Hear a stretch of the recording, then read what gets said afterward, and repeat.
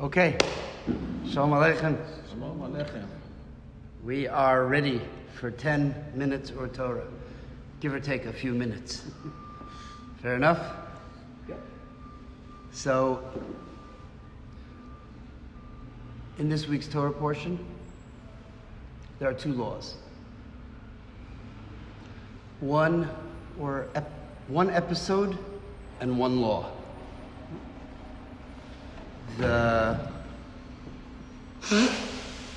Gesund.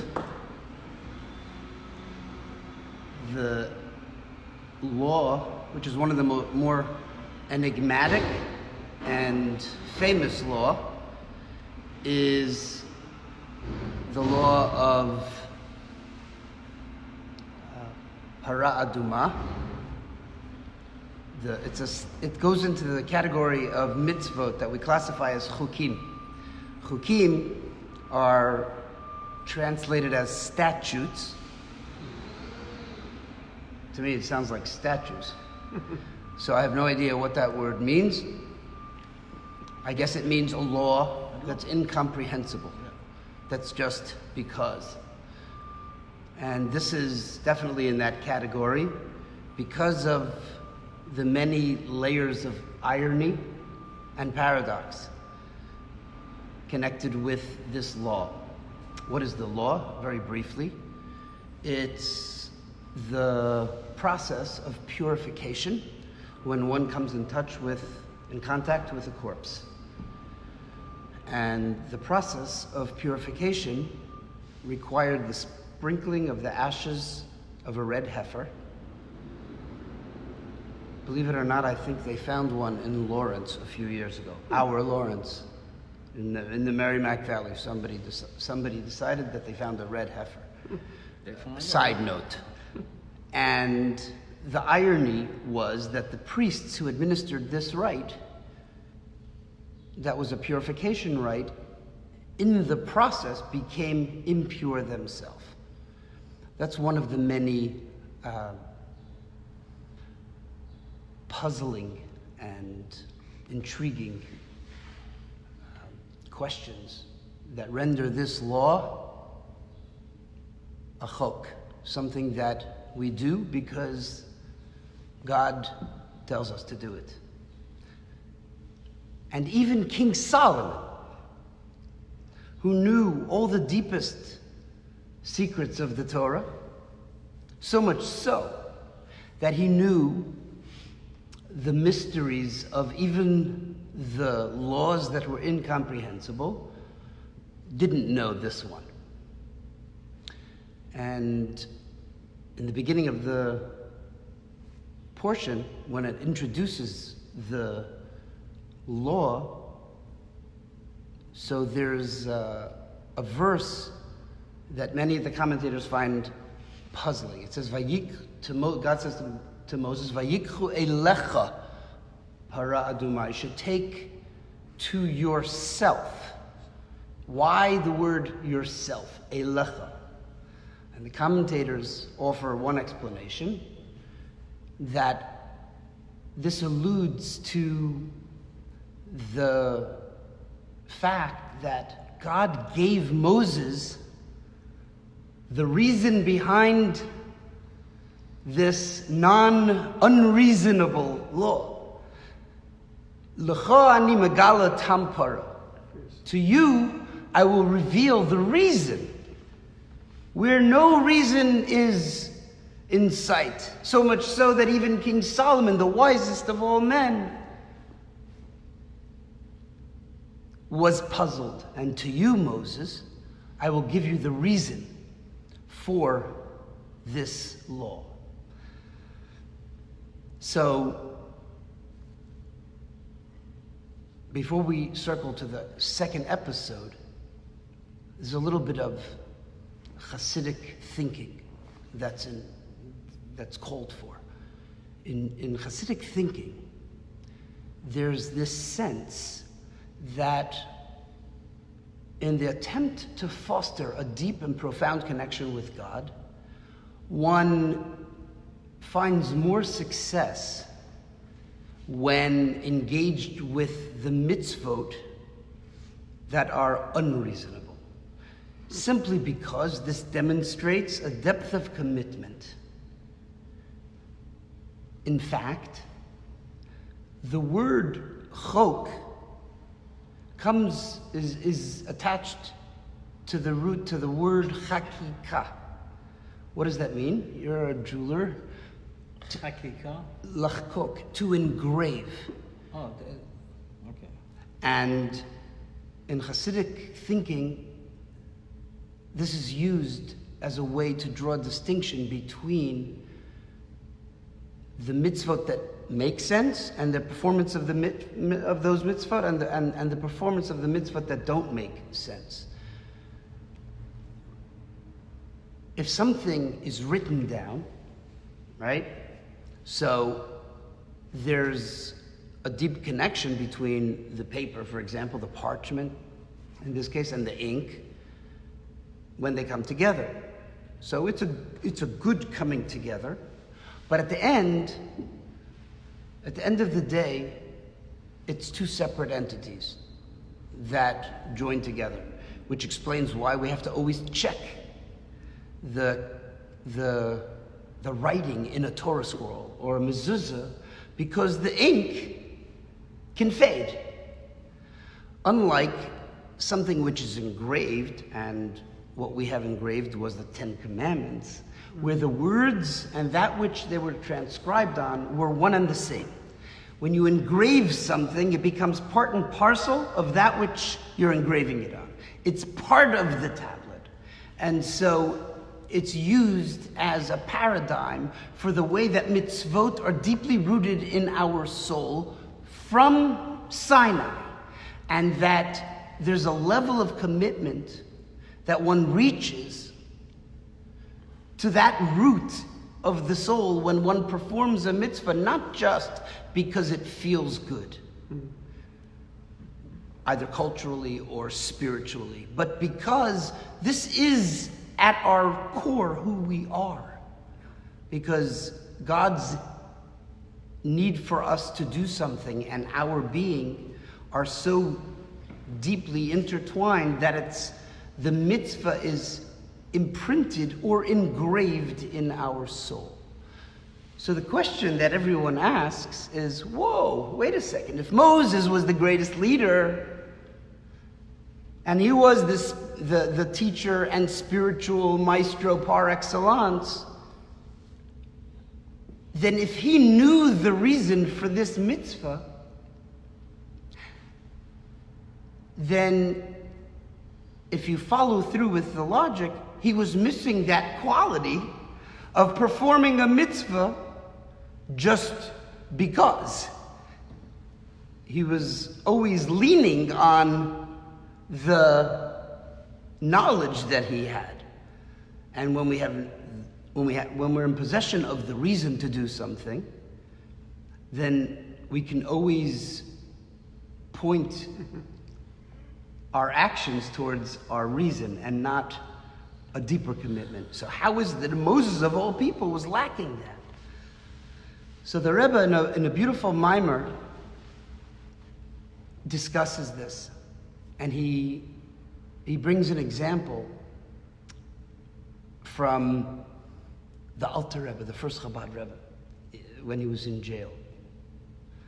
And he starts out with a premise, which is a radical theological jump that really we have to dig deep for, that there are certain angelic, saintly presences on earth that are more angel than man, and there's nothing that happens in this world to them without their haskamasa.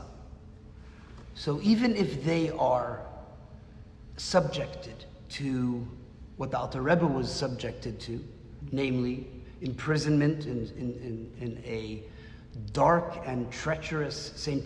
Petersburg prison, it wasn't something that happened without his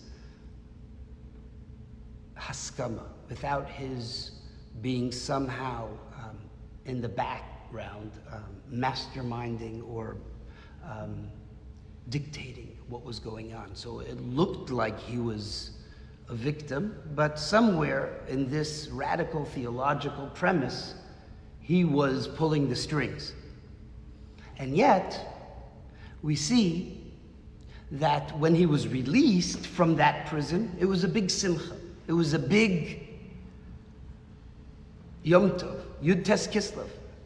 In Hasidic terminology, it's called a Yisron Ha'or Mitoch HaChoshech. A sudden flow of strong and powerful light that burst through the darkness. But wait a second. Didn't we just get finished explaining that when it comes to these half angel, half men, saintly people, nothing happens without their consent?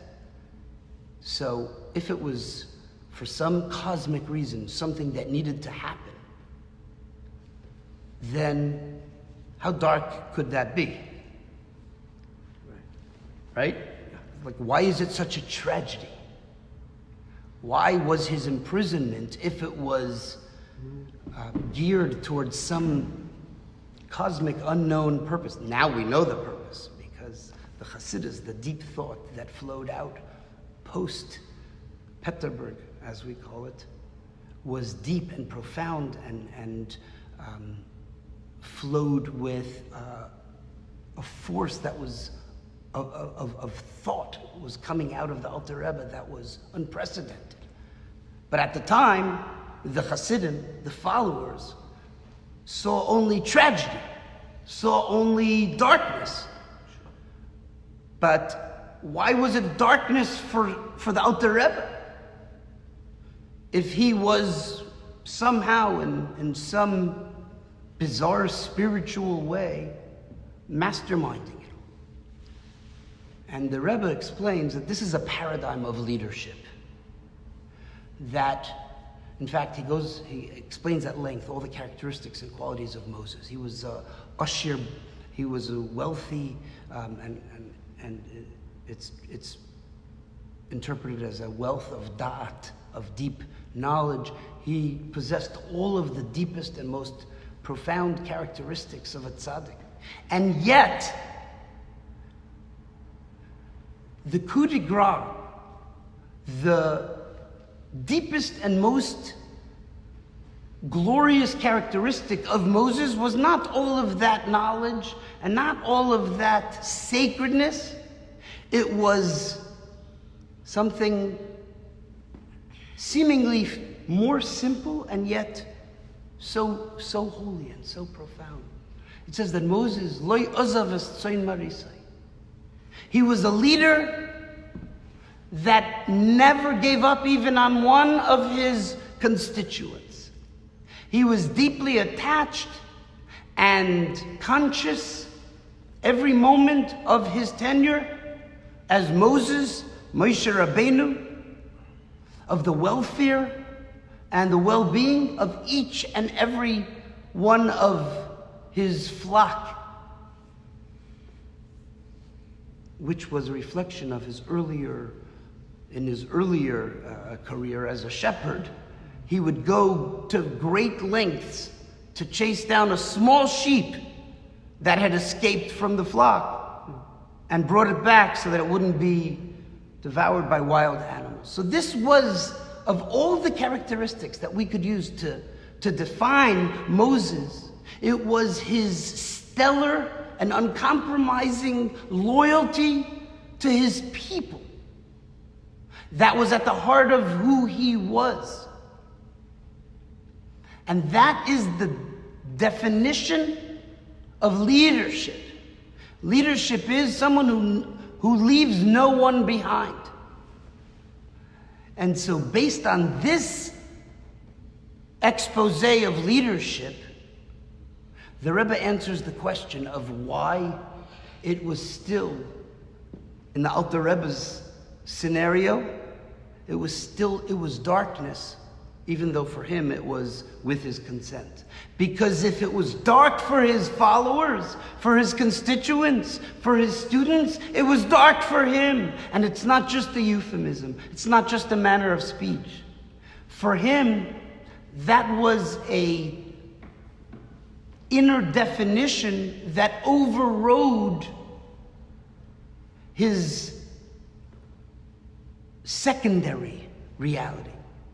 It wasn't the reverse. It wasn't that really it wasn't darkness for him, but he pretended that it was not darkness to placate. It was darkness for him because it was darkness for them. That was the depth of the bond. And so when he was released, it was a Yisro Na'er Metecha Chayshach. It was, in fact, a glorious introduction of deep light out of a darkness that was real by virtue of the fact that it was real for his followers.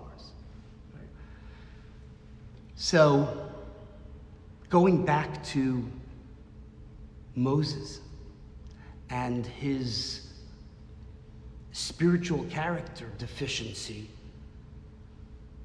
in the knowledge of the reason for the red heifer, the answer becomes very clear.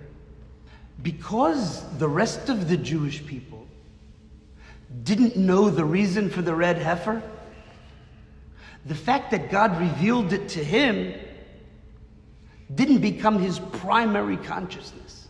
His primary consciousness was that he didn't know. Why didn't he know? Because he was showing a genuine solidarity with his constituents that didn't know. For them, it was still a statute. Even though, even though on one level he knew, but by virtue of his deep and profound bond with the rest of the people who didn't know, that became his reality. The not knowing became his reality. So, what's the second episode? The second episode it's not a law, it's an episode. It's the death of Miriam. And the sages ask, Lama nismacha parshas Miriam le parshas Parah? Why the juxtaposition? And we have a beautiful answer in Rashi, where Rashi says that the death misas tzadikim michaperes, also a very profound and on some level troubling notion, that the death of these saintly people, of these tzaddikim, in some way, mechaperes, it brings atonement. That sounds a little bit like a Christian theology, but it's not, because that's not what it means. There is no abdication of personal responsibility in Judaism, and it doesn't matter how many tzaddikim die or pass away, we're each responsible for our own actions. So what does it mean? Based on this understanding of leadership, we have a little insight as to what the passing of a tzaddik in its trauma and in its tragedy, and we're now marking this past week the 25th yahrzeit of our Rebbe, our Moshe Rabbeinu. And it's a powerful opportunity to reflect on the Rebbe's legacy and the Rebbe's impact, and his impact globally, alongside with his impact on every individual, on the impact of his theological discourses and the way they revolutionized so much of Jewish thinking in so many different ways, and gave birth to so many different modern day initiatives, such as what's popularly known as outreach. This is all based on language that the Rebbe developed meticulously through years and years of profound teachings on Kabbalah. So what is the impact? Where does it leave us when we mark a yahrzeit? And so based on this expose of leadership, we are suddenly opening up new vistas of understanding and possibilities of connection, even in the wake of the passing of a tzaddik. You see, there are certain relationships that are structured in such a way during one's lifetime to have an impact that is so profound that it outlives the physical life of the person. And the Rebbe was a Moshe Rabbeinu in his Roya Loy Ozav Tzoin Marisa, that the Rebbe, practically speaking, epitomized the notion of the leader par excellence, that above and beyond all of his qualities and characteristics and his brilliance and his charisma and his prophecy and his saintliness, he was characterized by his unflinching devotion to literally a Jew in a far-flung village in Asia. And he said, I'm going to send you a rabbi who's going to live there with his family. So that sheep, so that little lamb that is disconnected from the rest of the flock will be reconnected. And that was the way the Rebbe defined his entire leadership. It was a leadership that was defined by a depth of connectedness that is unbreakable. Even his physical passing did not have the strength to break that bond. And in many ways, the bond between a chassid and a rebbe, and beyond that, the bond between every person who was directly or indirectly impacted by the Rebbe's pure love, is like something which is engraved and permanent and withstands time and space and physical existence. Because that bond, something that's engraved in us, is engraved within us, in our souls, in our minds, in our imagination, permanently. And finally, circling back to what it means that misas tzadikim mechaperes, that the death, the passing of a tzaddik atones. That's not what it is. That we can just do whatever we want and we have somebody pulling us out of hell every day. That's not the way it works. The word kapara is a very beautiful and powerful word that has many meanings, one of which is not just atonement, but covering. The kaporet in the temple and in the Mishkan was the covering over the Ark of the Covenant, where the two cherubs were leaning towards each other. This was the holiest space. It was non-space in space. It took up physical space, but it was immeasurable. And that's because God was hovering over the kaporas. And so when we say that misas tzadikim mechaperes, what we mean to say is that when we are left with the void of a tzaddik whose primary raison d'etre in life was a leader who was unflinchingly devoted to his followers, that presence still hovers. and still covers over us. And that's the connection. So I bless each and every one of us that we take the opportunity in our own lives to reflect on that which we are, the things or the people, the relationships that we have to ideas or to people, to our family, to our loved ones. What is the depth of that relationship?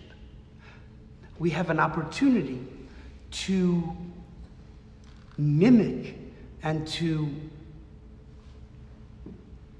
be surrogate Rebbes to everyone in our world and be the kind of people that don't leave anyone behind. In fact, we were empowered with that. And again, with that very daring theological statement of tzaddikim, everything that happens to them is bahaskamosam. I have to imagine that in some bizarre, abstruse, and mystical way, the Rebbe has and was and still is pulling his own strings, even with regards to him not being with us, to him being in what is to us a darkness, a prison, the prison of physical death. And if the things that impact us impact him deeply, then that holds true today. So if we don't know, if all of this for Hasidim, for a Jewry that was so deeply attached to a Rebbe, looks at a Gimel Tammuz moment as a chok, as a statue, as something that is incomprehensible, something that we can't wrap our heads around. We know that L'cho ani megala tam para, that to us, that uncertainty is tempered by the knowledge that the Rebbe joins us in our uncertainty. And so we are uncertain together. Together we don't know the reason. And that is a solidarity. That is a togetherness. And so we can take that power and turn it on its head and say, we were left to solve the puzzle of the Yisran Ha'ar Mataycha Chayshach, of why the passing of such a central figure, the light that is meant to come out of that darkness, the beaming and the shining of that light is in our hands, is entrusted to us. And instead of wallowing in the tragedy of it, we have to turn the tables and say, a Rebbe who beamed light into the entire world is counting on us to be the surrogates of that light, to be the guardians of that light, entrusting us with sharing it and communicating its depth and its profundity, and entrusting us with being extensions of that unflinching love, which is in fact what has happened today with the worldwide army of Chabad houses in every single corner of the world, each one of them uniquely expressing an unconditional love that was the Rebbe's unconditional love. And so this is a tribute to him today, and this is a resolve, a recommitment to solve the puzzle of the light and know that he's with us in the deepest possible way, in our uncertainty, And it's okay to not know. And we move forward regardless. In our groundlessness, we lean right into it. Like we would lean into any other mitzvah that we don't understand. And we do so triumphantly and joyously and courageously. Yom Tov. Sure.